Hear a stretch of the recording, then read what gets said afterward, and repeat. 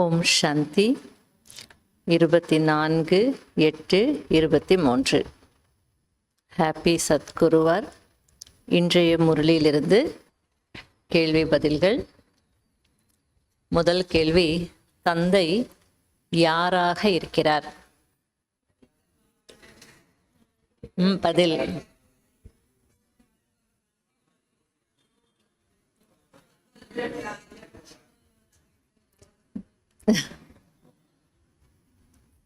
ஒவ்வொருத்தரும் ஒன்னொன்னு சொல்லுங்க. எல்லாம் இப்படி கும்பல்ல சொன்ன.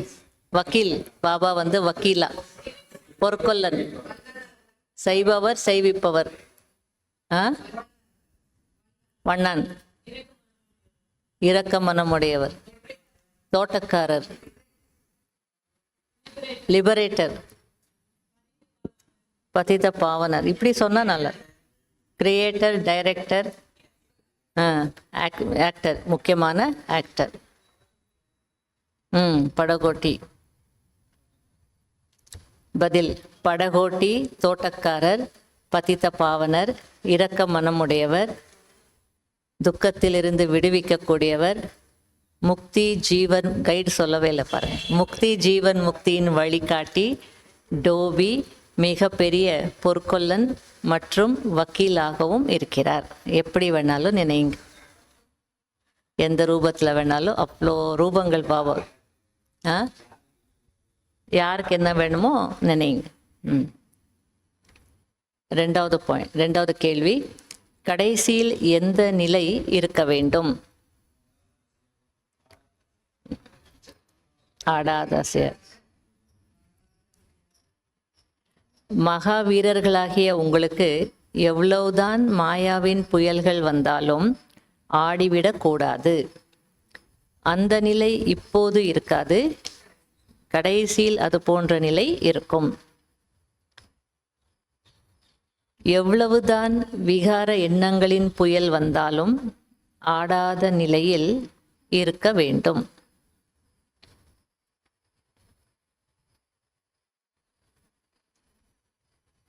மூன்றாவது கேள்வி, எந்த விஷயத்தில் உழைக்க வேண்டி இருக்கிறது? பதில், ஒருவரை நினைக்கும் கலப்படமற்ற நினைவு இருக்க வேண்டும். வேறு யாருடைய நினைவும் வரக்கூடாது. இதில் உழைக்க வேண்டி இருக்கிறது.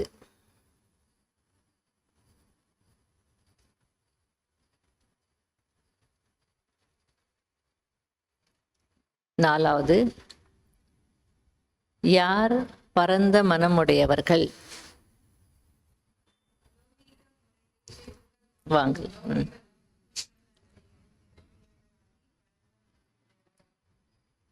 பதில், அலௌகீக முறையின் கொடுக்கல் வாங்கல் மூலமாக சதா விசேஷ தன்மைகளில் நிறைந்தவர்கள் தான் பரந்த மனமுடையவர்கள் ஆவார்கள்.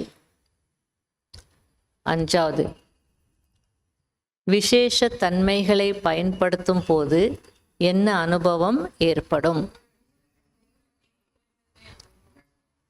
பதில், விசேஷ தன்மைகளை பயன்படுத்தும் போது ஒவ்வொரு அடியிலும் முன்னேற்றத்தின் அனுபவம் ஏற்படும். ஆறாவது, சாரதி மற்றும் சாரதி என்று உணரும் போது எது கட்டுப்பாட்டில் வருகிறது? பதில், சாரதி என்று உணரும் போது அனைத்து கர்மேந்திரியங்களும் தன்னுடைய கட்டுப்பாட்டில் வந்துவிடும். ரெண்டாவது, சூக்ஷ்ம சக்திகளான மனம், புத்தி, சம்ஸ்காரம் கூட கட்டளைப்படி செயல்படும். பிலப்தி பிளாங்க்ஸ். ஞானம், பக்தி டேஷ் என்று சொல்கிறார்கள். ரெண்டாவது, அனைவரை விடவும் பாக்கியசாலிகள் டேஷ் கன்யாக்கள். மூன்றாவது, ஆமா, அவங்க ஸ்பெஷாலிட்டி அவங்க ஜோரா தான் சொல்லுவாங்க. அவங்களுக்கு ரெக்கக்னிஷன் கிடைக்குது இன்னைக்கு.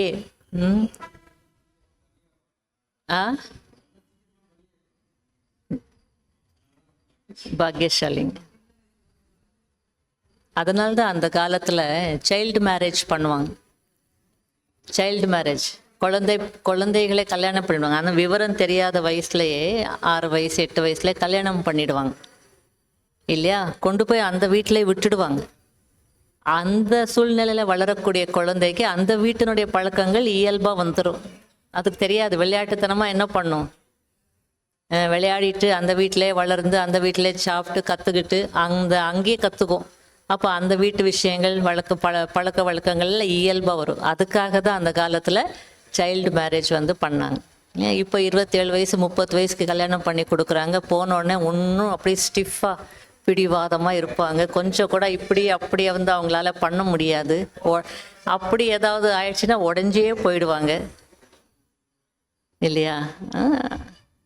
எல்லாத்துலேயும் மெரிட்ஸ் டிமெரிட்ஸ் இருக்கிற மாதிரி அந்த காரணம் அதுவாக இருந்தது. அதுக்கப்புறம் அது வேற மாதிரி ஆயிடுச்சு. அதனால அதை கவர்மெண்ட் பேங்க் பண்ணியிருக்கு. 3வது, தந்தையின் கடமை குழந்தைகளுக்கு டேஷ் கொடுப்பது, முக்தி ஜீவன் முக்தி கொடுப்பது. நீங்கள் ஸ்ரீமத் படி டேஷ் செய்கிறீர்கள், முயற்சி. 5வது, நீங்கள் டேஷ் டேஷுக்கு வழிகாட்டக்கூடிய டேஷ் ஆவீர்கள், மனிதர்களுக்கு வழிகாட்டக்கூடிய லைட் ஹவுஸ். 6வது, குணத்தை தாரணை செய்வதன் மூலம் டேஷ் தானாகவே முடிந்துவிடும், பலவீனங்கள் அல்லது சாதாரண தன்மை தானாகவே முடிந்துவிடும். ஓம் சாந்தி. அதனால இன்னைக்கு விசேஷம் என்ஜாய் பண்ணுங்க. எங்கே போனாலும் எதை விசேஷத்தன்மை தெரியுது.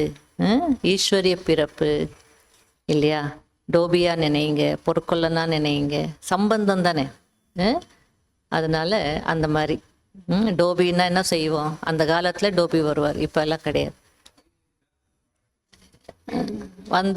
துணியெல்லாம் அதிலெல்லாம் எழுதிடணும் இல்லையா. எவ்வளோ கொடுத்தோம் திருப்பி அதில் கணக்கு பார்க்கணும், எழுதி அயன் பண்ணி கொண்டு கொடுப்பாங்க இல்லையா. டோபின்னு சொல்லும் போது ஆத்மாவுக்கு சொல்லணும், டோபி வந்துட்டாரு.